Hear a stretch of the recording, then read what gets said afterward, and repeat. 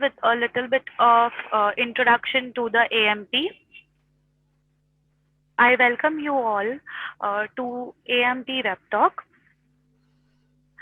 AMP is Association of Muslim Professionals. It is registered non-profit organization and has completed 12 years in serving our community in education, employment, and empowerment. The vision of our organization is to benefit the society in journal and national as whole. The major achievement of AMP is the school development programs, uh, employment assessment cell, scholarship and self-employment, AMP resources centers, AMP and its partnerships. We have major initiative for our India Zakat and also Indian mentors. AMP has reached on a ground base like 100 and plus chapters, active chapters across 25, 25 states in 16 countries and more than 6,000 active members. Thank you all. I hand over the web talk to Mr. Farooq for welcoming the guest and continue the session. Assalamu alaikum everyone. Good evening. Mr. Samir Khan has got a very rich background. He has done his masters in commerce. He is a managing partner of at NSRS and Company. He's a chartered accountant as well as company secretary. So we don't have much of the people in country who have this dual specialization. He has also got an additional qualification of MDP in Islamic banking, finance, capital market, and insurance. He is an expert in covering all aspects from startup business to financial management and company closure.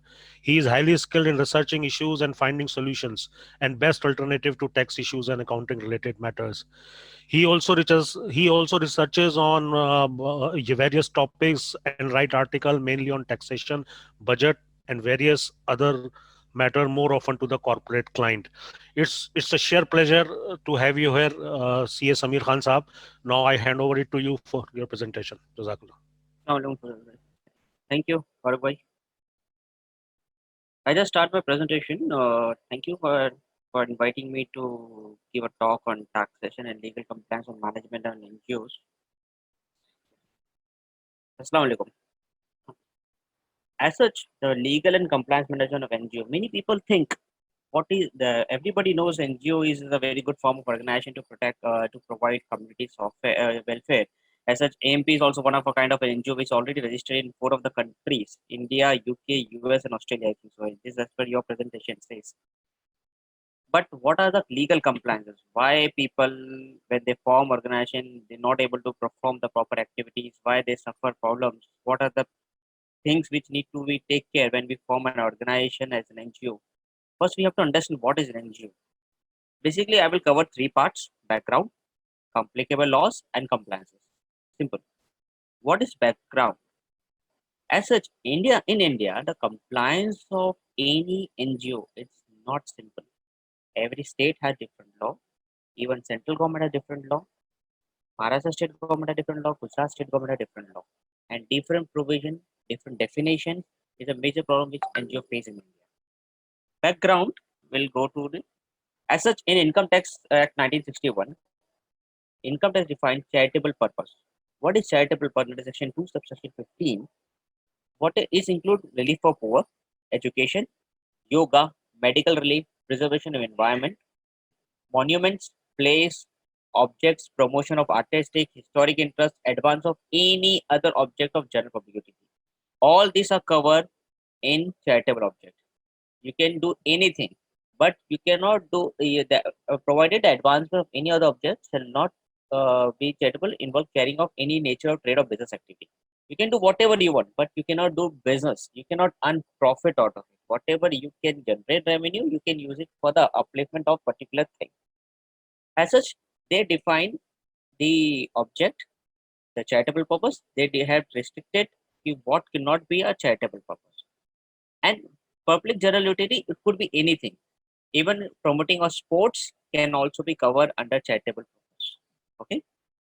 Whereas we'll go to the another part. We have a separate definition of charitable purpose under Bombay Trust Act. Bombay Public Trust Act defines charitable purpose include four parts: relief for poverty and distress, education, medical relief, creation of other leisure time, and facility provided in the interest of social welfare and public interest. Advancement of any other object for public utility. These are the four basic areas where public Bombay Trust expect these other charitable purpose things. Whereas income tax defined, it's very broadly as compared to Bombay Trust. Bombay Trust and Section 9 subsection 2 also consider facilitation of welfare, improving the condition of life of human, primarily which then, for example, for medical hospitals, charitable clinics, because it can increase the life expectancy. They can provide a you can say affordable clinics facility to them. We can provide any other facilities which can afford it for disability, employment, poverty, social economic circumstances, and public at large. Any benefit which can be given to public at large. Community health care, village halls, women institution is also considered a public charitable purpose for the Bombay Trust Act. Samir bhai, for better ye visibility, can you please put this slide on a presentation mode, Okay. Fine. if it is okay with you all? Yeah. Is Jazakallah. it good now? Thank you. Yes, yes, good enough. Jazakallah. Can I use Hindi English? Robert?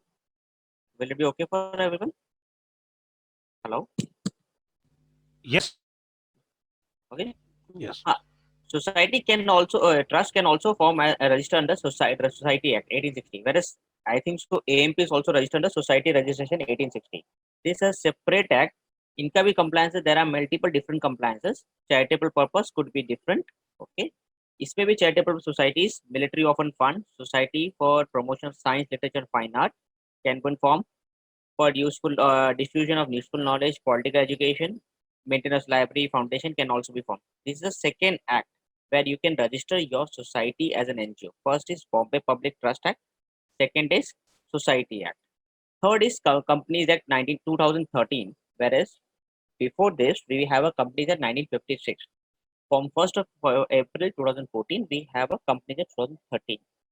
So you can register a company under Section 8 of the Companies Act, which can have an object of promotion of commerce, art, science, sports, education, research, welfare, religion, charity, protection of environment, or any other object.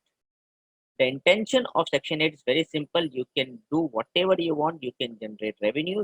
But you cannot withdraw the salary. The members, the founders cannot withdraw member salary. Whatever any profit generated has to be brought back to the object of that Section 8 company. They cannot pay themselves to dividend. These are the major acts where we can register our NGO. An NGO can be registered in Bombay Public Trust, or you can say Indian Trust. There is another act is called Indian Trust Act, Companies Act, and Society. Either of. But आप सिर्फ section ये तीनों methods के हिसाब से अपने organisation register करना है, that is not the end of that work. यहाँ से हमारा मेजर वर्क स्टार्ट होता है. बेसिक कॉन्सेप्ट जो लोगों के माइंड में होता है कि they form a company, section 8 company, they form a trust और दे फॉर्म अ सोसाइटी. आप ये तीनों फॉर्म करने से आपके ट्रस्ट का इनकम एग्जाम नहीं हो. ट्रस्ट की इनकम टैक्सेबल है प्रोवाइडेड जब तक आपके पास इनकम टैक्स का एग्जाम्पशन सर्टिफिकेट ना हो. ओके. जब तक आपके पास इनकम टैक्स का सर्टिफिकेट ना हो, जब तक आपके ट्रस्ट की इनकम भी टैक्सेबल है. 90% ट्रस्ट ऑर्गेनाइजेशन ये करती नहीं है. These are the major applicable laws for trust: Indian Trust Act, Bombay Public Trust Act, Society Registration Act, Companies Act, Income Tax Act, and Foreign Contribution Regulation Act. Okay. Now we'll talk what are the compliance. सबसे first होता है आप कोई भी form का organisation बना लीजिए. It could be trust, it could be NGO, society, और it could be Section 8 company. सबसे पहले you have to go and apply 12AB registration certificate from the income tax department. If you don't have this certificate, whatever income you generate, whatever donation you generate, and whatever you spend, the balance will be taxed in the hand of a trust. 12AB का registration लेने के लिए simple procedure. पहले बहुत complicated था. You have to apply it online. You will have to submit all the documents. Existing trust को भी अभी नया 12AB रजिस्ट्रेशन लेना है. पहले Before this budget, it was called as 12AA registration. Now it is called 12AB registration. Even the existing trust जिनके पास 12A का registration, उन्हें भी नया registration apply करना। ये registration every 5 years में आपको renew करना compulsory। जब तक ये registration नहीं होगा, trust, society या section 8 company, उन सब की income taxable होगी। Second registration, once you get a 12AB registration, then you go for ATG. What is ATG? Whenever any people give a donation to trust, society or NGO, they get a benefit under their income tax filing. That's called ATG registration. ATG registration में आपको 12AB का registration number fit करना है तो ही आपको मिलेगा। ये भी 5 years में renew करना पड़ता है। Third, Foreign Contribution Regulation Act. FCRA registration आपका as such act is very silent कि कब आपको registration लेना है, but whatever form जो application form है उसमें clearly मांगा गया था है वो आपका पास 3 years का रिकॉर्ड मांगते हैं कि आपने क्या काम किया है, पैसे कहाँ से है, आपने कहाँ यूज किया है, वो सबका रिकॉर्ड देना। तो इट इज वेरी क्लियर कि आपको FCRA रजिस्ट्रेशन आफ्टर 3 years ही मिलेगा। 90% लोग FCRA रजिस्ट्रेशन ले लेते हैं, उसका भी एक एनुअल कंप्लायंस अलग होता है, वो कोई करता नहीं है, उसकी वजह से काफी FCRA रजिस्ट्रेशन कैंसिल हो गए हैं। अभी जितने भी NGOs है जिनके पास FCRA रजिस्ट्रेशन है, उन सबको स्टेट बैंक ऑफ इंडिया के दिल्ली स्पेसिफाइड ब्रांच में ही अकाउंट खोलना है, वहीं पे वो FCRA फॉरेन डोनेशंस ले सकते हैं। अभी रिसेंटली अक्टूबर में ही ये जस्ट इंफॉर्मेशन सर्कुलर आया है FCRA का। इसमें एक और अमेंडमेंट आया है कि उन्होंने परसेंटेज डिफाइन कर दिया है कितना आप अपने एडमिनिस्ट्रेशन पे खर्चा कर सकते हो और किस प्रोजेक्ट के लिए यूज कर सकते हो। जिस प्रोजेक्ट के लिए आपने पैसा लिया है फॉरेन से, उतना वो पैसा उसी प्रोजेक्ट के लिए यूज हो पाए, किसी और प्रोजेक्ट के लिए नहीं। उसमें FCRA में ये भी अमेंडमेंट आया है कि कौन कौन से लोग ट्रस्ट बनाने के बाद भी फंड्स फॉरेन करेंसी में फंड्स यूज रिसीव नहीं कर सकते for any project. Third fourth important बात होता है maintenance of book of account. Normally trust में लोग क्या सोचते हैं, कैश में पैसा देंगे। कोई भी ट्रस्ट 2000 से ज्यादा कैश में पैसा पर पर्सन पर ईयर रिसीव नहीं कर सकते। You can not receive. लोग अभी भी कैश में लेने की लेके जाके हम दे देते हैं किसी भी ट्रस्ट को, that is not legally allowed. आपने जो भी पैसा लिया है उसका रिसिप्ट बनना चाहिए, उसको प्रॉपर रिकॉर्ड में मेंटेन करना चाहिए, because income tax can ask for 6 years। Foreign में तो it is advised to maintain record for at least 10 to 12 years, not less than that. Income tax can ask for 6 years। फिर उसके बाद आपने जो भी स्पेंड किया उसका रिकॉर्ड होना चाहिए। मेंटेनेंस ऑफ अकाउंट में सबसे बड़ा मेजर प्रॉब्लम क्या होता है, जब वो अपने प्रोफेशनल को पे करते हैं या किसी कॉन्ट्रैक्टर को पे करते हैं, वो TDS नहीं काटते। कई लोगों का ओपिनियन कि TDS नहीं काटना चाहिए बिकॉज TDS नॉट एप्लीकेबल, पर whenever trust is making payment the act is very clear, तो you have to deduct TDS और those people and you have to pay. जैसे आप लोग भी जॉब कर रहे होंगे तो आप लोग का सैलरी या बिजनेस कर रहे होंगे तो कोई आपका TDS डिडक्ट करता होगा, वैसे ही ट्रस्ट को भी किसी को पे करना है तो उसका TDS एप्लीकेबल है तो उसको डिडक्ट करना कंपलसरी। वो नॉन कंप्लायंस होता है, उस पर एज सच ट्रस्ट को इनकम टैक्स भरने को नहीं आता है, पर वो नॉन कंप्लायंस इसके उसको पेनल्टी और TDS के प्रोविजंस के हिसाब से इंटरेस्ट लग सकता है और पेनल्टी लग सकता है। ऑडिट, हर ट्रस्ट को जो एक्ट के अंदर रजिस्टर्ड है वो उस एक्ट के हिसाब से ऑडिट करवाना है। प्लस अगर 12AB का रजिस्ट्रेशन है तो उसको हर साल एक CA से तो एक 10A का फॉर्म फाइल करवाना पड़ता है। उसका भी टैक्स ऑडिट होता है, जैसे बिजनेस का टैक्स ऑडिट होता है टर्नओवर लिमिट के ऊपर, वैसे ही ऑडिट करवाना कंपलसरी है ट्रस्ट का। इन सब के बाद आपका FCRA कंप्लायंस, एनुअल कंप्लायंस, मैंने आपको ही बोला FCRA रजिस्ट्रेशन लोग ले लेते हैं पर कंप्लायंस करना भूल जाते हैं। एवरी ईयर वो कंप्लायंस करना कंपलसरी है। उसके बाद आपका इनकम टैक्स रिटर्न फाइलिंग करना ट्रस्ट का, वो भी कंपलसरी है। लोग ट्रस्ट का रिटर्न फाइल करने में मिस्टेक्स करते हैं कि उसका कैश, उसका जो स्टेटमेंट होता है उसमें 15% को एक्यूमुलेट कर सकते हैं मैक्सिमम, और वो 5 years के अंदर रिड्यूस करना पड़ता है। जो इनकम टैक्स का प्रोविजन उसको प्रॉपर्ली मेंटेन नहीं करते।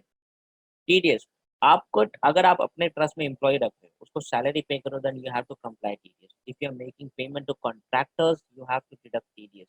If you're making any payment to any professional, you have to deduct TDS. If you're making any payment to any transport agency, then you have to make a TDS payment to TDS। Contractors में सब contractors भी आते हो। अगर आप rent ज्यादा दे रहे, जैसे रेंट में 20,000 के ऊपर अगर आप ट्रस्ट के लिए प्रीमाइसेस रेंट पे लेते हो, उसमें आप 20,000 से ज्यादा पे करते हो रेंटल एक्सपेंसेस, तो आपको उस पर TDS डिडक्ट करना कंपलसरी है। आप मशीनरी रेंट पर लेते हो तो उस पर भी TDS डिडक्ट करना कंपलसरी है। प्रोफेशन टैक्स कंप्लायंस, 90% ट्रस्ट इसका भी कंप्लायंस नहीं करती। हर रिस्पेक्टिव स्टेट में आपको PT कंप्लायंस करना पड़ता है। महाराष्ट्र में जैसे हैं कि अगर if you are working with any company तो वो आपका हर महीने 200 रुपीज डिडक्ट कर लेते हैं। फेब में 300 डक करते हैं, वैसे ही ट्रस्ट को भी अपने एम्प्लॉयज का पीटी डिडक्ट करना पड़ता है। जो नहीं लोग करते नहीं उसका भी पीटी कंप्लायंस करके फाइल करना चाहिए। अगर उनके कम नंबर ऑफ एम्प्लॉयज 10 के ऊपर है तो पीएफ और ईएसआईसी कंप्लायंस भी उन पे एप्लीकेबल होता है, वो भी कंप्लायंस लोग करते नहीं। ये मेजर कंप्लायंस है जो आपको इम्पोर्टेंटली फाइल करने पड़ेगा, बिकॉज यहाँ गवर्नमेंट आपसे कभी भी ऐसा आप कुछ काम नहीं करो।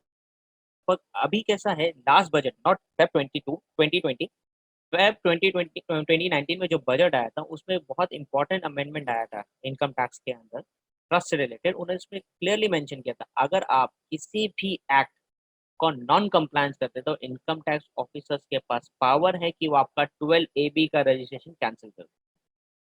अगर आपका 12AB का रजिस्ट्रेशन कैंसिल हो गया तो you are as good as association of person, not an NGO. तो एसोसिएशन ऑफ पर्सन की इनकम टैक्स होना स्टार्ट हो जाती है, एनजीओ की इनकम टैक्स नहीं होती।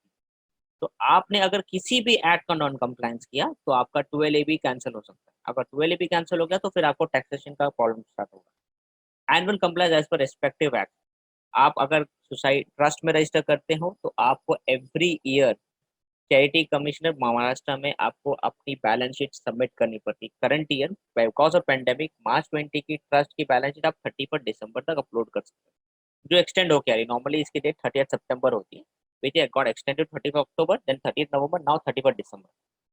I have seen myself multiple trusts are not filing their annual compliance with charity commission.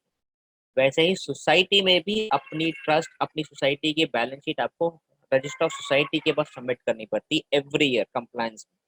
वो लोग भी कई बार नहीं करते। रेस्ट कंपनीज एक्ट 2013 के हिसाब से भी आपको एनुअल कंप्लायंस करना कंपलसरी है।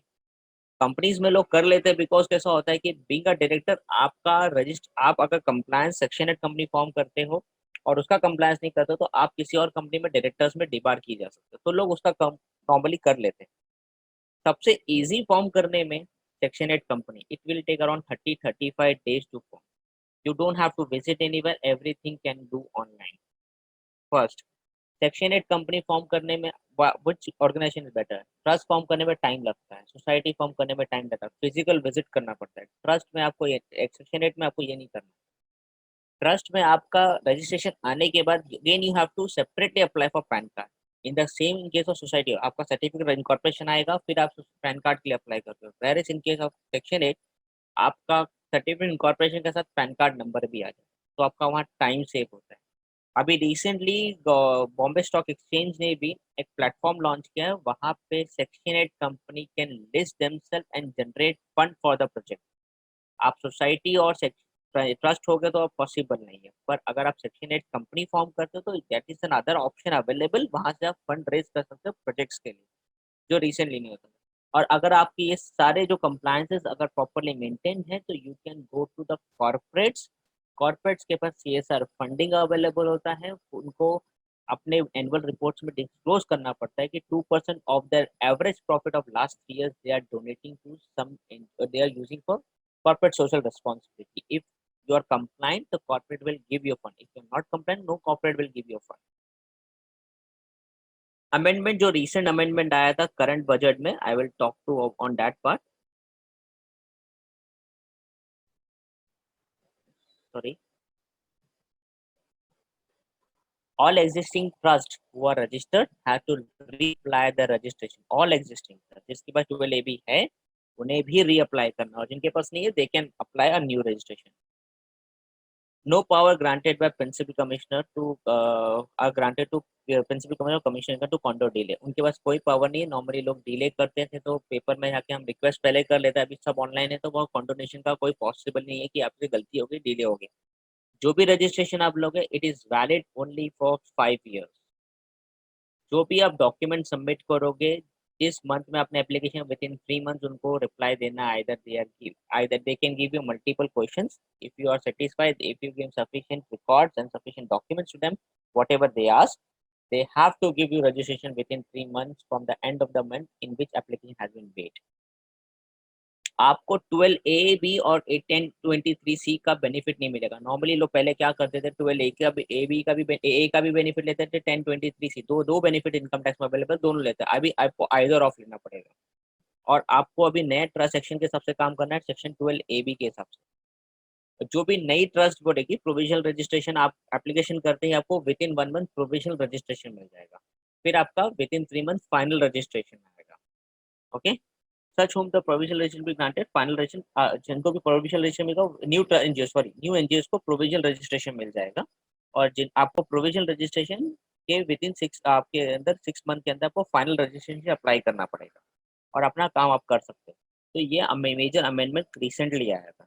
तो सबसे पहले आपको ये डिफाइन करना पड़ता है कि आपको कौन से टाइप की ट्रस्ट ऑर्गेनाइजेशन फॉर्म करनी है जो आप सोशल वर्क के लिए काम करना चाहते हैं। It could be 3, it could be trust, it could be society और section 8 company.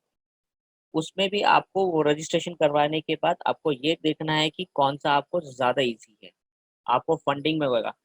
Whereas Section 8 company is more transparent as compared to trust and society. Whereas वो easy form है because you don't have to visit anywhere. It is register all over India. देखिए, जो society का registration है वो एक limit में मिलता है। सोसाइटी महाराष्ट्र में बनती है, महाराष्ट्र के बाहर में आप वो आपको काम करने के लिए कई बार तकलीफ भी आती है। Whereas Section 8 company can work anywhere in India. It could be Jammu Kashmir, it could be Kanyakumari, anywhere. तो आपके वो एडवांटेज भी होते हैं। तो आपको वो सारे प्रोस एंड कॉन डिफाइन करने, आपकी लिमिट डिफाइन करनी कि आपको कहाँ करना, उस हिसाब से आपको ऑर्गेनाइजेशन डिफाइन करनी। ऑर्गेनाइज डिफाइन होने के बाद आप ऑर्गेनाइजेशन फॉर्म करेंगे। ऑर्गेनाइजेशन फॉर्म होने के बाद आपको ये चेकलिस्ट बनानी है कि आपको क्या करना है। सबसे पहले 12A, अगर आप कोई और फॉर्म सोसाइटी और ट्रस्ट है तो पैन कार्ड अप्लाई करें, बैंक अकाउंट ओपन करें। अगर आपका सेक्शन 8 कंपनी तो पैन कार्ड आपका साथ में आ जाता है। फिर आप बैंक अकाउंट ओपन करेंगे, उसके बाद आप अपना 12AB अप्लाई करेंगे। 12AB आने के बाद आपको ATG अप्लाई करना है। ATG आने के बाद you can do whatever activity you want. It normally takes 6-7 months to get certificates, all certificate. Trust form करने में ज़्यादा टाइम लगता है, 2-3 महीने लग जाते हैं। मेरे सेक्शन 8 कंपनी आपका 1 महीने में बनता है। सोसाइटी फॉर्म करने में भी आपको 2-2.5 महीने लग जाते हैं। वो आपका एक डिफिकल्ट पार्ट है और वहाँ पे सब कुछ मैनुअल है अभी भी, यहाँ पे सब ऑनलाइन है। तो आपको वो डिफाइन करके और कंप्लायंसेस पे आप ये ध्यान रखिए क्योंकि कोई भी आप कंप्लायंसेस फॉर्म करेंगे तो आपको कोई भी रिकॉर्ड्स का maintenance of the record is very important. आप कैश एक्सपेंस कर रहे हैं, चेक स्पेंड कर रहे हैं, आप ट्राई कीजिए कैश एक्सपेंसेस ना करें। कोई भी पेमेंट करना है चेक से करें, चेक से नहीं करते हैं इसे कई बार हमारे को बहुत तकलीफ आती है कि हम लोग जस्टिफाई नहीं कर पाते। बिकॉज अगर आपने किसी भी को नॉन कंप्लायंस किया तो आपका 12AB रजिस्ट्रेशन आपने जो इतनी मेहनत से लिया वो कैंसिल हो सकता है, which is very difficult to get another.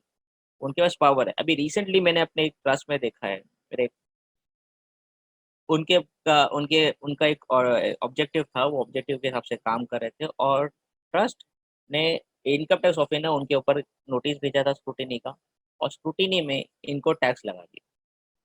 They went to CIT appeal, CIT appeal के पास गए। CIT अपील में they produced all the document, they give their justifications answer. Assessing officer के टैक्स इम्प्लीकेशन को zero कर दिया CIT appeal ने और इनको नील ऑर्डर पास कर दिया कि इनको टैक्स नहीं लगना चाहिए। Assessing officer against the order of CIT appeal ITAT में गया, this appellant tribunal income tax. appellant tribunal में भी केस चल रहा है और जबकि CIT अपील ने SSC के फेवर में जजमेंट दिया। डिस्पाइट ऑफ दैट फैक्ट जो 12A भी उनके पास 12A का रजिस्ट्रेशन है, उस कमिश्नर ने इनको लेटर लिखा है, give us the reason why 12A registration should not be cancel. सोचिए, वो कंप्लाइंट है, वो असेसिंग ऑफिसर ने उनको टैक्स लगा दिया था, वो उनका परसेप्शन के हिसाब से, इनका परसेप्शन था कि टैक्स नहीं लगेगा। They went to CIT appeal. CIT accepted their perceptions. They accepted their decision, judgment, clarification और उन्होंने उनके फेवर में जजमेंट दिया। Assessing officer went to higher authority, उसके बावजूद इनको लेटर आया हुआ है कि वाई हम आपका 12A रजिस्ट्रेशन कैंसिल ना करें, गिव अस द रीजन। अगर 12A रजिस्ट्रेशन है वो बैकडेट से कैंसिल वो करेंगे cancel because of that year, तो उसके आगे के सब ईयर्स का भी वो टैक्सेशन का पॉइंट उठेगा। तो ये आपको ध्यान रखना है कि अगर आपका नॉन कंप्लायंस कहीं भी होगा तो तकलीफ हो सकती है। Maintenance of book of record is very important, जो नॉर्मली लोग निग्लेक्ट करते हैं। ऑडिट करवाना, टाइम पे करवाना बहुत इंपॉर्टेंट होता है। हमेशा हम ट्रस्ट सोचते हैं कि छोटा है, कोई ध्यान नहीं देगा। आज के तारीख में government is more concern about trust because trust को लेके कई जगहों पे कई बार कई प्रॉब्लम्स भी उठी है। गवर्नमेंट ने कई बार क्लेरिफिकेशन भी दिया है कि ट्रस्ट हैज बीन और multiple NGOs has been used for illegal activities in India. So government is very cautious about not about trust. So we have to be very you can say tax compliant और our government के जो legal compliance है वो proper रखेंगे तो government को भी हमारे साइड से भी कोई इशू नहीं होना चाहिए, हमें उनके साइड से कोई इशू नहीं होगा। Because if we able to justify every things to them तो they will not bother us, ठीक है। तो मेंटेनेंस ऑफ ऑडिट और अकाउंट्स रहेगा तो ऑडिट आपका प्रॉपर होगा। एनुअल FCRA कंप्लायंस में आपको सारा रिकॉर्ड रखना है without FCRA registration. Please don't take any foreign permission, which is not allowed, illegal. Normally लोग करते हैं, ठीक है। आप कई मार्केट में एजेंसीज है जो आप हमारे indiazakat.com भी, जो AMP के भाई लोगों ने, हमारे सब दोस्तों ने बनाया है, उसमें आप अपने ट्रस्ट को रजिस्टर करके भी वहाँ से भी फंड रेजिंग में आपके लिए हेल्प हो जाएगी। तो वैसे सोसाइटी वहाँ से रजिस्टर कीजिए। बट फॉरेन से आप, आपका पहचान वाला है तो भी उससे मत लीजिए, बिकॉज वो लीगल नहीं होगा। आप उसको जानते हैं, आपके भाई होंगे, बहन होंगे, रिश्तेदार होंगे जो आपको फंड्स दे रहे होंगे फॉरेन से आपके ट्रस्ट में, विच इज नॉट लीगली अलाउड। आपका इनकम टैक्स रिटर्न फाइल करना कंप्लायंस है, लीगल है, आपको कंपलसरी फाइल करना है, लोग नहीं करते। पीटी में भी आप लोग कंप्लाय देखिए, कहीं आप लोग ने नहीं किया होगा। ESIC तब एप्लीकेबल जब आपका 10 से एम्प्लॉय ज़्यादा हो, और उसके रिस्पेक्टिव एनुअल कंप्लायंसेस को भी आप फॉलो करवाइए। Process of and time limit of registration of section 12AB, हमको सारे डॉक्यूमेंट्स प्रोड्यूस करने, ठीक है। उसके बाद they can call for such and such other document information which they think it is necessary to satisfy their whatever the question they want to raise। अगर हमारी activities is genuine, हम लोग सारे कंप्लायंसेस प्रॉपर कर रहे हैं existing trust, तो they can give us 12AB registration. If अगर हमने कोई भी नॉन कंप्लायंस एक्ट का किया हुआ है, जैसे आपने ट्रस्ट का रिपोर्ट 31 दिसंबर को फाइल करना था, आपने 1 जनवरी को फाइल कर दिया, एक दिन लेट किया, इसको नॉन कंप्लायंस। गवर्नमेंट ने आपको बोला है कि आप, जैसे आप कुछ नहीं कर सकते, कोई रेस्ट्रिक्शंस लगाया है, आपने वो काम किया है, तो वो नॉन कंप्लायंस है, तो उसकी वजह से वो आपका 12AB रजिस्ट्रेशन कैंसिल कर सकते हैं। After satisfying A and B, registrar CIT will pass an order and order of rejection application will be आपको रिजेक्शन करने के पहले आपको अपॉर्चुनिटी मिलेगी कि why they are rejecting your application. You have to satisfy them. If they are satisfied, they will give you order in your favor.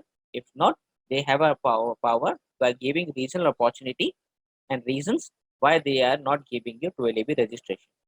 Order has to be passed within 6 months. आप 3 months, जो भी नई trust, हमको अभी नया apply application करना है, नया प्रोसेस है, आपको अप्लाई करना है, विद इन 6 मंथ में आप, वो आपको आपका रजिस्ट्रेशन सर्टिफिकेट उनको देना कंपलसरी है। उनके पास भी टाइम लाइन है, तो वो फास्ट काम करेंगे, और everything is online now.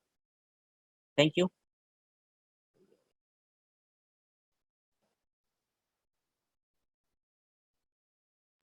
Hello. अस्सलाम वालेकुम। बहुत अच्छा, अल्हम्दुलिल्लाह, it was a very insightful, Sameer साहब। I would like to take few question. Any of you, if you would like to raise any question, please put it in a Q&A section. I have one question, Samir Saab. Suppose a trust is registered, say, in July 2020, the current financial year, right? And there is no activity, no financial activity. Even उसका bank account तक open नहीं हुआ है. So when it comes to the financial liability in terms of filing the return, it is going to be a zero return, या उसके लिए कुछ अलग से there is some other no, process? आपको सबसे पहले तो आपको उसका बैंक अकाउंट ओपन करवाइए।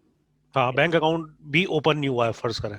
करवाइए, अच्छा, ठीक है. करवा लीजिए। वो उनका कोई बता रहे थे आपके पैन कार्ड का कुछ इशू है, इस वजह से बैंक अकाउंट ओपन नहीं हो हाँ, पाता, तो हो पा पैन रहा है. कार्ड, जब तक पैन कार्ड नहीं आएगा, जब तक बैंक हाँ अकाउंट हाँ ओपन नहीं होगा। हाँ हाँ, वो तो पुणे जब से तक पैन आप, कार्ड मतलब डिस्पैच नहीं हुआ है. अगर यही मार्च तक चलता रहा सिलसिला, इफ तो सम. आपको नील रिटर्न फाइल करना, रिटर्न पैन कार्ड नहीं है तो आप रिटर्न भी फाइल नहीं कर पाओगे ना भाई। हम्म. और अगर आपका पैन कार्ड आ जाता है, मार्च के हम्म, बाद भी आता है, तो आपको रिटर्न फाइल करने की डेट 30 सितंबर है, तो उसके पहले आप, तो आपका पैन कार्ड आ ही जाएगा इंशाल्लाह। ठीक है. 30 सितंबर 2021, तो उसके पहले आ गया तो आप उसके पहले रिटर्न फाइल कर लीजिए। आपका उस साल का नील रिटर्न तो नील रिटर्न, पर रिटर्न फाइल कीजिए। ठीक. डॉक्टर मोहम्मद सलीम साहब has asked, what is the limit of bill amount? Which bill amount भाई? He didn't mention it. I think we need to then skip this. Someone has asked, if NGO is dormant, how to revive it? How to Dormant, revive? I believe they must be saying कुछ return वगैरह file नहीं करा होगा, कुछ activity तो नहीं होगा. आप उसको रिवाइव करने के लिए उसका जो नॉन कंप्लायंस, उसको कंप्लाई करवाइए। अभी गवर्नमेंट 2-3 जगह पे हो गया, आपने उसको फॉर्म करके सिर्फ रख दिया है, उसका आपने इनकम टैक्स रिटर्न नहीं फाइल किया है, तो एटलीस्ट आपका पास्ट ईयर का तो रिटर्न नहीं हो सकता है। एटलीस्ट हम्म, मार्च 20 का रिटर्न फाइल करने के लिए अभी भी टाइम है, तो you can file this return with 31 दिसंबर। और आप उसका जो अगर महाराष्ट्र के जो चैरिटी कमिश्नर में जो ट्रस्ट में फाइलिंग होती है उसके लिए आपको कॉन्फर्मेशन डिले करके आप फाइल कर सकते हो। उसके लिए होता है एटलीस्ट आपको कंप्लाइ आप रिवाइव कर पाओगे, और फिर आगे के फ्यूचर का कंप्लाइंस आप टाइम पे करिए। Okay, thank you. Nilofer Sheikh has asked, can you please cover the registration and compliance requirement applicable to living trust and family trust as well? If you would like to say some few lines about that, living trust and family trust. Living trust, Hmm. I am sorry, I am not aware with living trust. Family Fam- trust, family I think she must be talking about some close trust deeds and all, not the financial one. Trust, तो family trust का sir देखिए होता है, family trust जो normally वो एक particular person या family को प्रोटेक्ट के लिए या उनकी वेलफेयर के लिए बनाई जाती है, तो वो जल्दी टैक्सेशन एग्जम्पशन मिलता है, तो वो टैक्सेबल है फैमिली ट्रस्ट। पहले Okay, था एग्जम्पशन, सभी नहीं है, तो वो ठीक एज है. गुड एज एओपी के हिसाब में टैक्स। Okay, there's helps. ठीक है, OP की तरह हो जाएगा. ठीक. Maz Akhtar Saab has asked how to add new member to a trust. Shall the trust deed need to be amended, or on a separate stamp paper the new member can be added?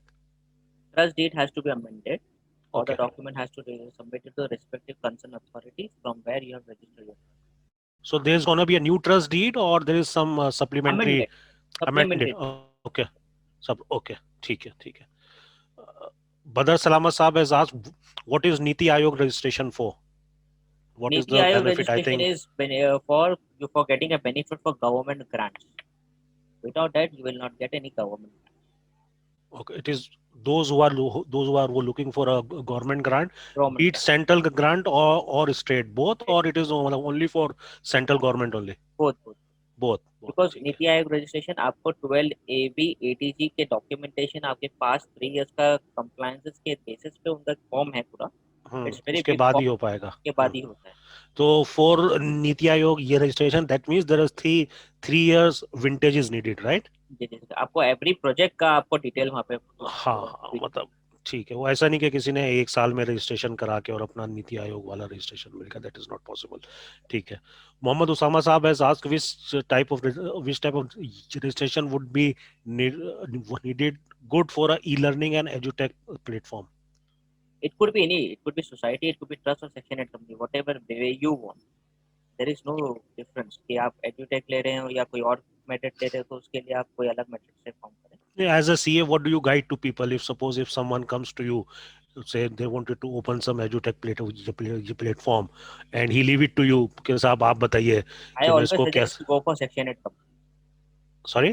Section 8 company, section 8 company. अच्छा. because it reduce your time, it hmm. reduce your movement, you don't have to move physically yourself, It is everything से मिल जाता movement in terms of only है। the Visiting, registration part, registration part, और even या बाद में भी. बाद में भी देखिए कैसा अच्छा. होता है कि आपने एक ट्रस्ट बनाई है, hmm. Association of Muslim professional, hmm. Okay, association of Muslim professional बनाइए, आई कैन फॉर्म एसोसिएशन, आपने ट्रेडमार्क करवा लिया है, ठीक है, हम्म. तो हम्म. बच गए हैं।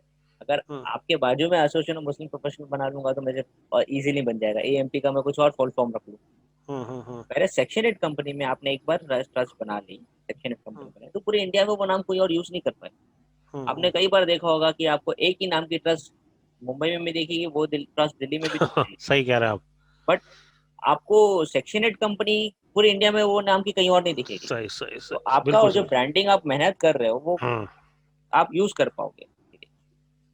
परफेक्ट. तो राइट इसलिए point. Section 8 company is very easy, और वो कंप्लायंस भी उसका जो है सब ऑनलाइन हो गया है, और थोड़ा ओके. इजी है वो करना, और उसके प्रोफेशनल भी आपको आसानी से मिल जाते हैं।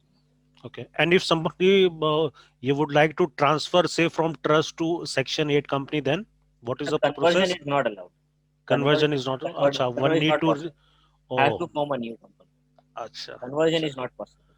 Okay. But suppose if some organization is running in a trust, and then one set up a Section 8 company, to benefit of 80 and this Niti Aayog year registration, these vintage will be counted or not of the no, old trust? Old No? Trust का नहीं, you have to take a new register, If because the trustees are same, if the trustees or even then, the even acha, then, because PAN acha, number get changed, na?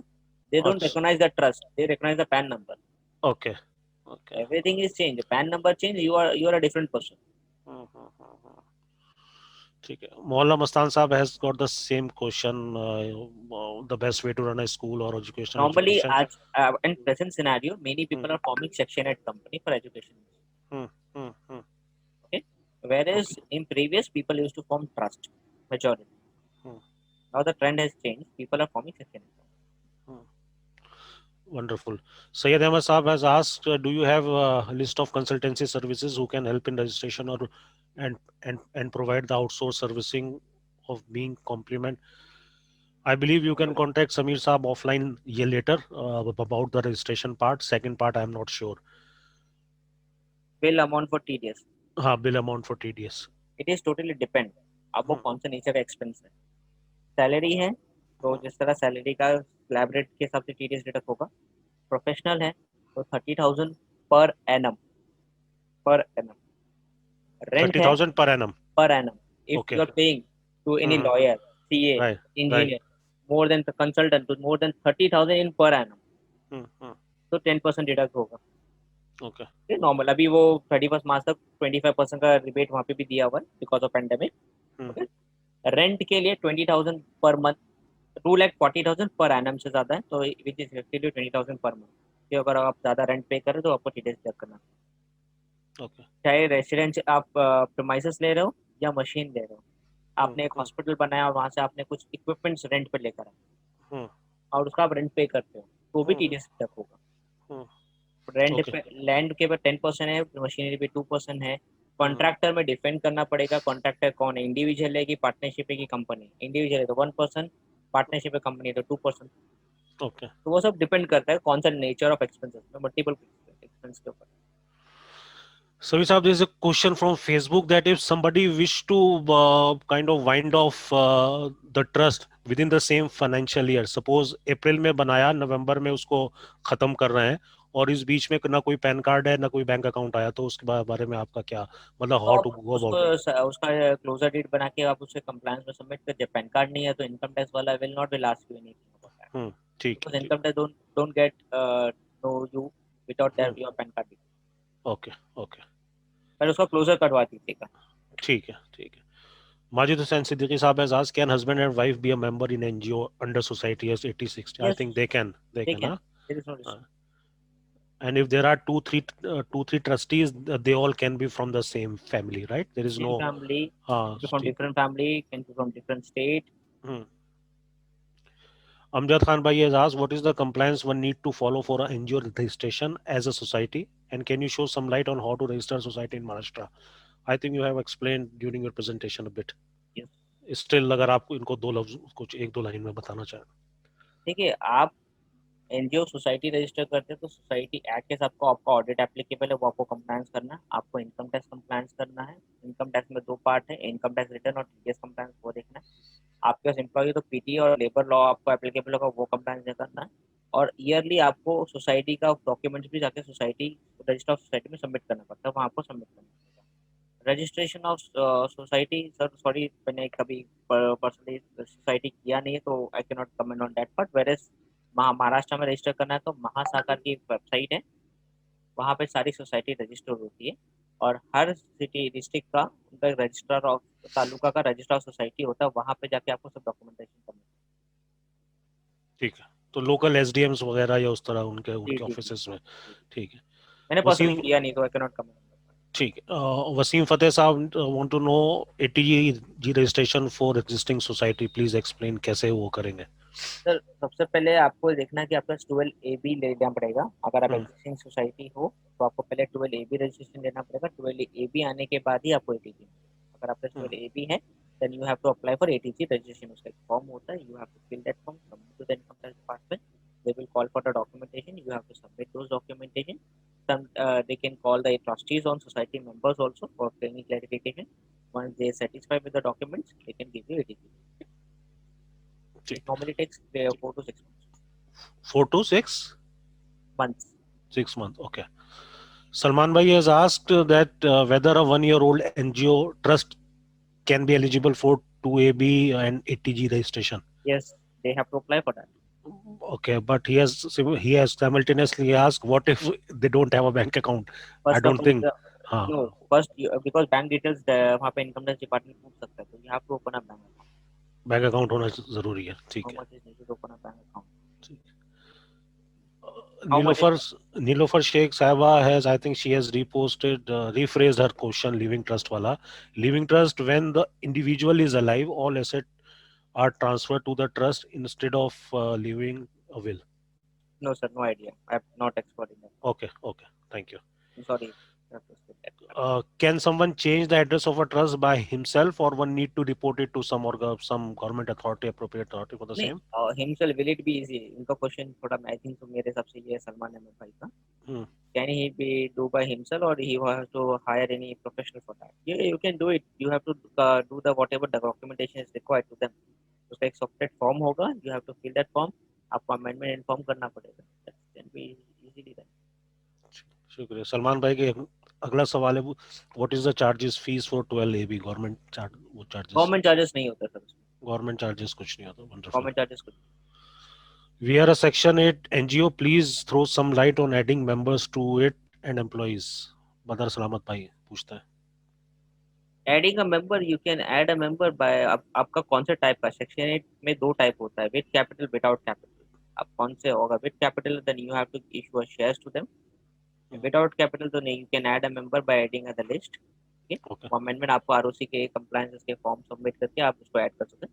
Employ के लिए you can hire employ as get, अगर आप section 8 company हो, कोई भी हो, आप जिस कंपनी में कैसा एम्प्लॉयमेंट का अपॉइंटमेंट लेटर देते हो उसी तरह आपको एम्प्लॉय को हायर करना है. एम्प्लॉय को ऐड करने का सिंपल तरीका है सर, आप अपॉइंटमेंट लेटर दे दीजिए, वो आपका एम्प्लॉय बन गया. उसके आरओसी या किसी को इन्फॉर्म करने की जरूरत नहीं. Nilofer Sheikh Saiba, she has again asked for some private form for personal trust. I think we need to skip this question, or would you like to take it up? No no sir, personal हाँ, trust ठीक ठीक वो माँ, personal family trust का I am not. ठीक है, no problem, no issues. Maz Akhtar bhai has asked how to close a trust. I think you have explained उसका कुछ closure deed to submit करना क्लोजर पड़ेगा ना? डेट वो depend करेगा आप कौन से सेक्शन, आप ट्रस्ट में है तो ट्रस्ट का आपको क्लोजर पेपर बना के आपको वहाँ पे जाकर सब सबमिट करना है. लेकिन उसमें लास्ट फाइनेंशियल ईयर तक मतलब हमें रिटर्न भी फिर हाँ हाँ, फाइल कर वो सब करना होगा ना? कंप्लायंस करिए वही. लायबिलिटी पूरी मतलब क्लियर होनी चाहिए ना? It ji has to ji be, जी जी जी. तो उसके बाद ही हो पाएगा। ठीक है, तो do we need to close the bank account as well साथ यस में? Yes yes yes. अच्छा अच्छा, ठीक है। We have a trust and we usually spend the money on poor widows and marriages for the poor girls to whom we give cash. How do we show an account? How do we take receipts? And as you said, we must use check rather than cash. Sir तो मेरे ख्याल normally से basic सवाल है, तो उनका basic सवाल है कि आप कैश यूज ही नहीं करना है। एक, आज की तारीख में सबके पास आधार कार्ड है. If the poor people don't, if the people whom you giving money they don't have an account, you can talk to any bank. They will have or help you to get their account in Jan Dhan Yojana account, and in that account you transfer this. ठीक है, Jan Dhan account खुलवा के, zero balance account खुलवा के one can do it. उसके आई बाद have आपका heard, record भी रहेगा. जी हाँ, वो ठीक भी रहेगा वो उनके लिए, बिल्कुल। I have heard government has less interface in trust than in society, is it right? No. आपने तो बल्कि मेरे ख्याल से मतलब इसका रिवर्स ही बताया शायद प्रेजेंटेशन में, नहीं, है आज की तारीख में आप कोई भी बनाए सेक्शन, आप हाँ, कोई भी कुछ नॉन प्रॉफिट ऑर्गेनाइजेशन बनाइए, आज की तारीख में गवर्नमेंट का आई ज्यादा है, बिकॉज हाँ, गवर्नमेंट को भी इलीगल एक्टिविटीज जो इंडिया में हो रही है उसको प्रोटेक्ट करना है आपको. करेक्ट। नहीं, to maintain the integrity of this country, तो they they are have right at their place, वो अपनी right जगह पे there. ठीक। जी जी जी। अब वो सीधी सी बात है, गवर्नमेंट कंप्लायंस बढ़ाएगी तो सबके लिए बढ़ेगा. हाँ, ये मोहम्मद अहमद भाई का सवाल मैं रिफ्रेश करके ये मतलब ये कहूँ, सेक्शन मतलब कंपनी बना के मेरे ख्याल से फिर भी थोड़ा सा कंफर्ट रहेगा, देखिए, आप कंपनी बनाओगे ना, उसमें ज्यादा आसानी ये है कि आसानी सब रहेगी कुछ ना। हाँ ट्रांसपेरेंसी है. जी जी। मैं आप कोई भी कंपनी में जाइए, आप उसका गवर्नमेंट का लीगली पे करके उसकी बैलेंस शीट आप वेरीफाई कर सकते हैं, irrespective of the company.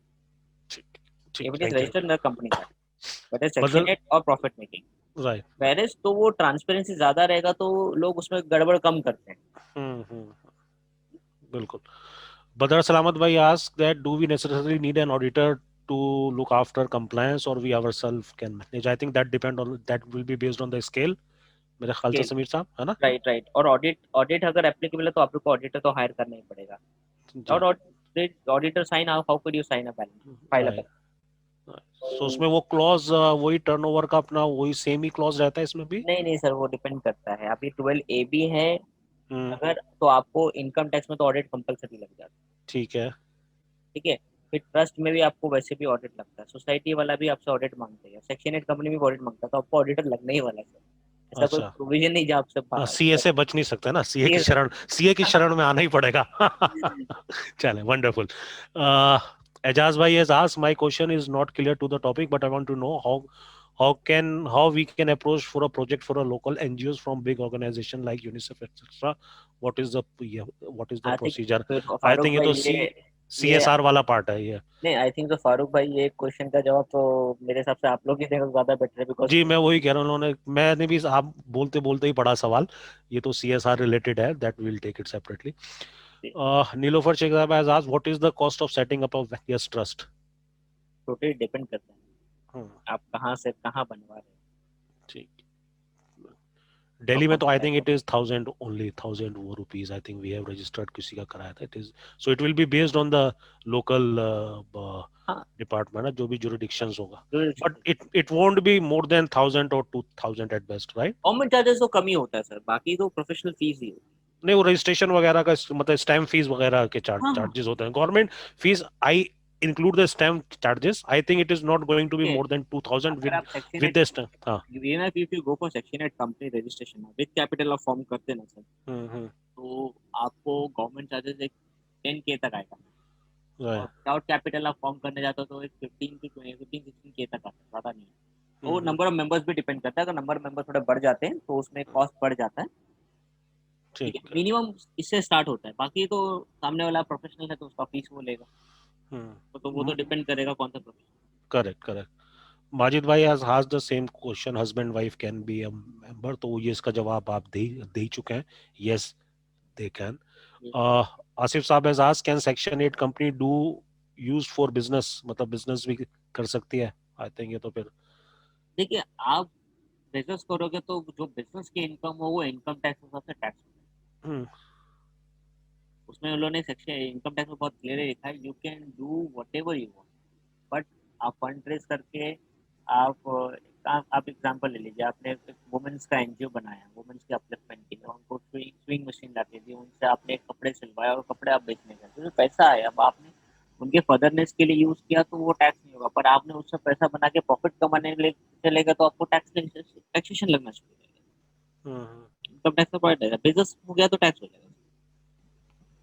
right, right, ठीक है।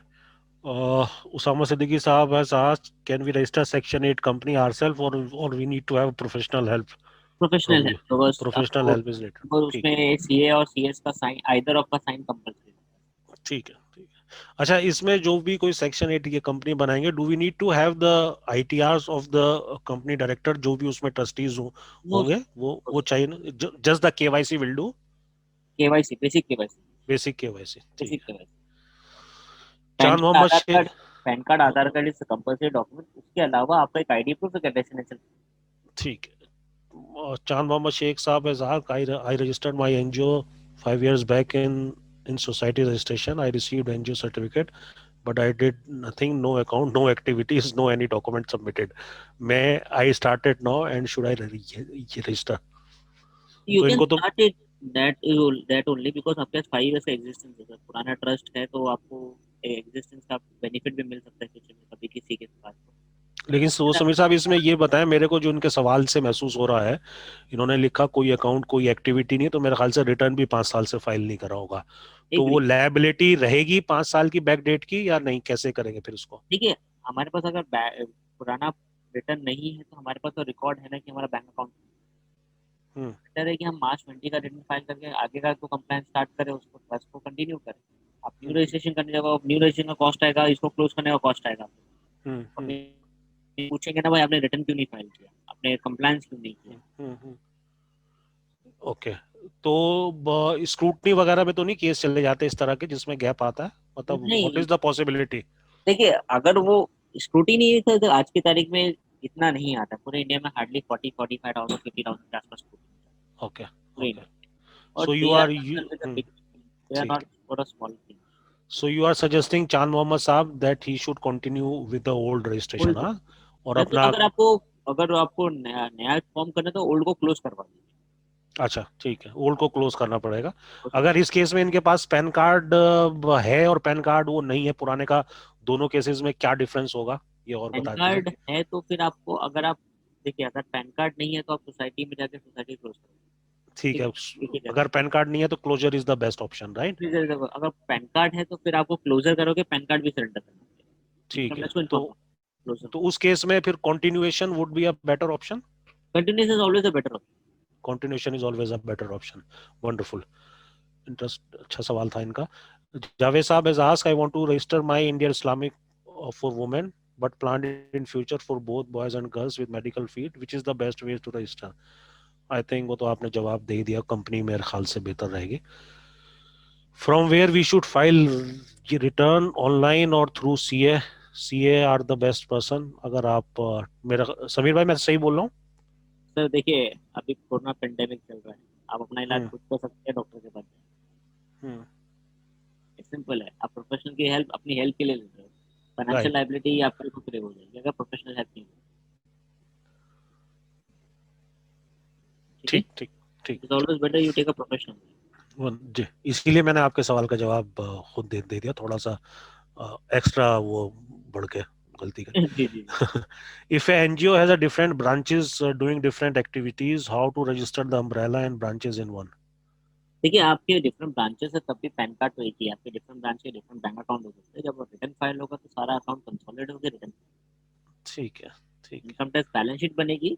You can hmm, have multiple branch, suppose Thane में आपका एक ब्रांच है, बॉम्बे में एक ब्रांच है, आपका भिवंडी में एक ब्रांच है, आपका एक पुणे में ब्रांच है। Every segment has a separate bank account. वो अपना फंड रेज करते हैं, वो वहाँ की एक्टिविटी करते हैं, वो अपने सारे रिकॉर्ड्स आपको एक सेंट्रलाइज ये को देंगे, वो ऑडिट रिपोर्ट बनाएगा और उसका कंसोलिडेटेड बैलेंस शीट बनेगा, वो सबमिट होगा एनुअल कंप्लाइंस।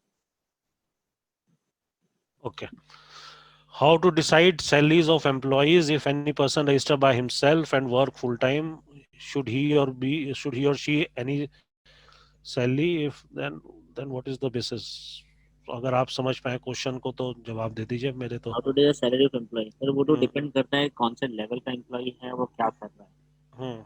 ठीक है, if any person register himself and work full time, hmm should he और ओके, ये उनका क्वेश्चन ये है कि जिस पर्सन ने रजिस्टर किया वो ही फुल टाइम उसमें टाइम दे रहा है, तो can he withdraw the salary, what should be the.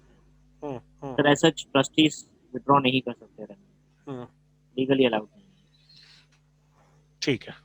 What would be the approximately expense to form a है। Section 8 company नहीं, other than CA approximately government charges? Charges बताओ, other Other than CA government charges, हाँ, government charges बताइए।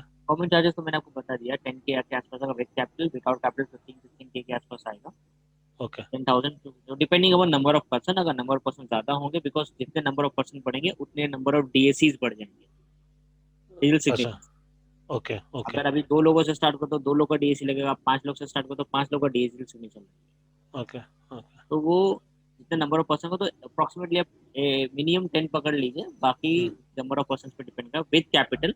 And एक section 8 company होता है जिसमें capital नहीं होता, विदाउट कैपिटल जिसको हम बोलते हैं, ठीक है तो उसका 16,000 का government charges, formation government charges आता है। इसमें आपका पैन कार्ड भी हो जाता है। ठीक ठीक। सलमान भाई आज please do share the link of ये रजिस्ट्रेशन ऑफ फॉर्म्स वगैरह का। तो कोई एक स्पेसिफिक साइट है या देर आर सेपरेट ये वेबसाइट्स? Separate separate website.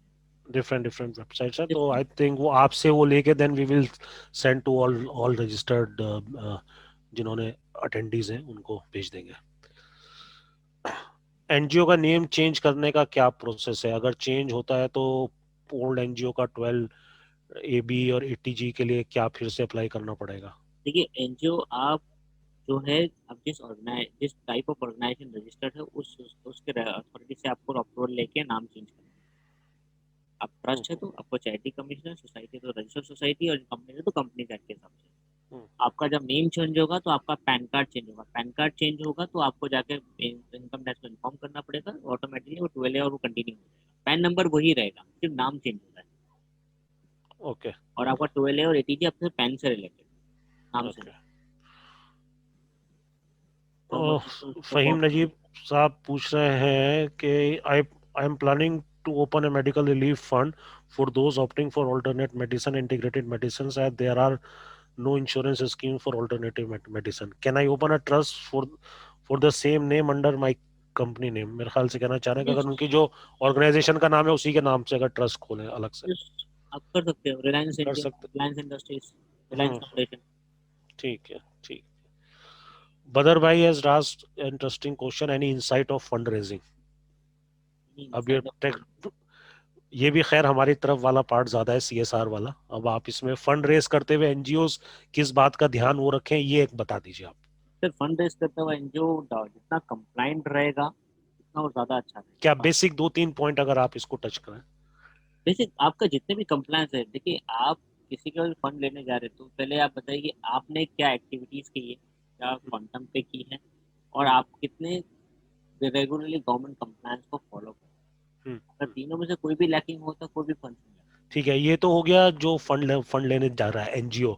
जो फंड दे रहा है उसका हमें क्या चीज चेक करना है कि कल को खुदा ना खास्ता कोई हमारे अकाउंट में पैसा किसी मतलब ऐसे सोर्सेज से आ जाए which is like question mark मतलब लगे। आप सो जितने भी what fund, what what need to be checked.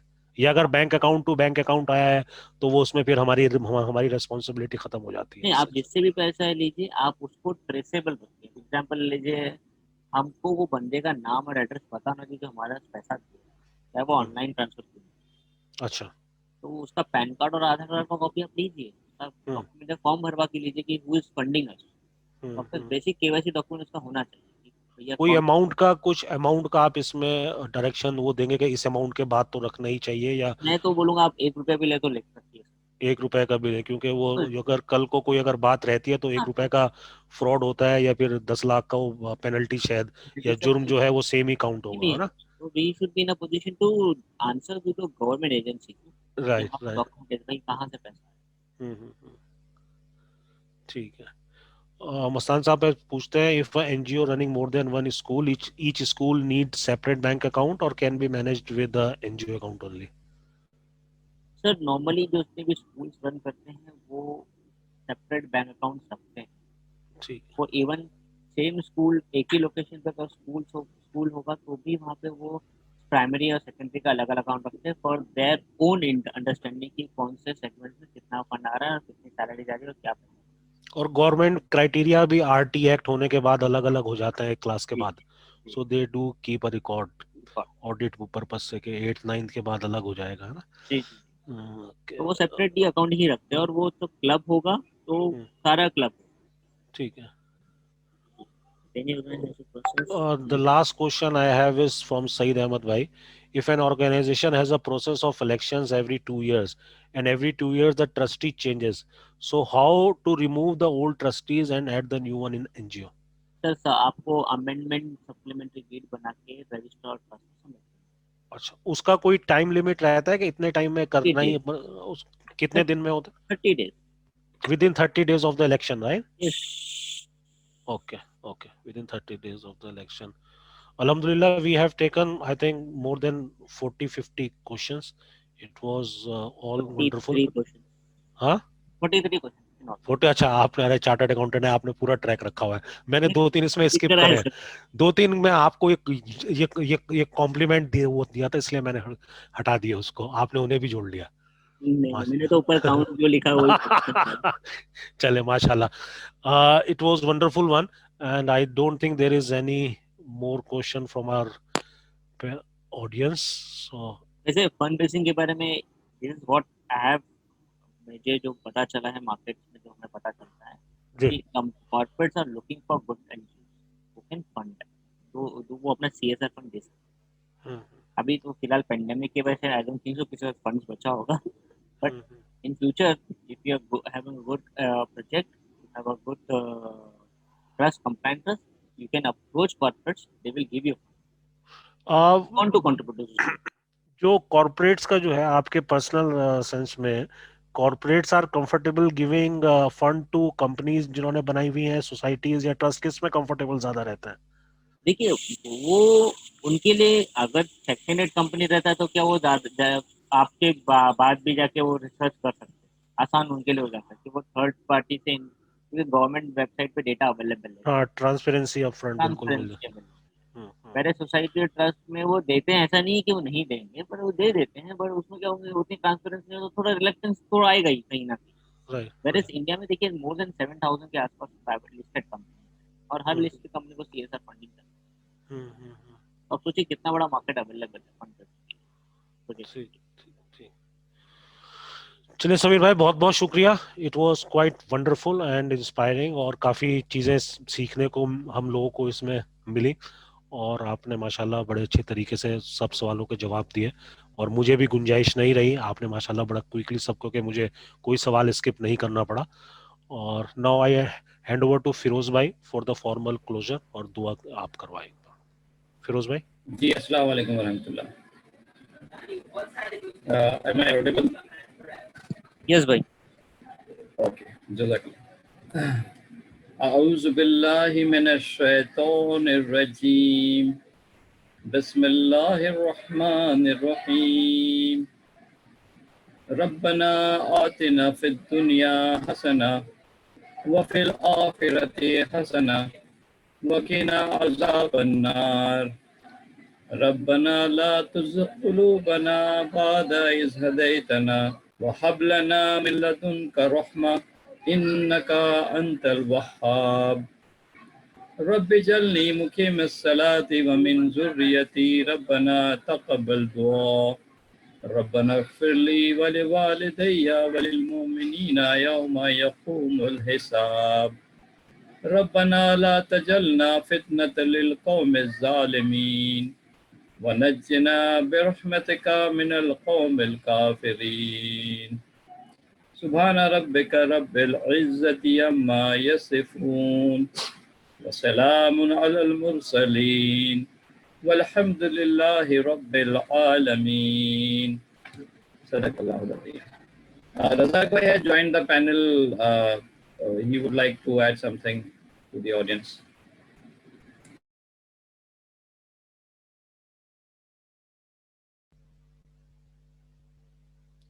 Razzaq भाई।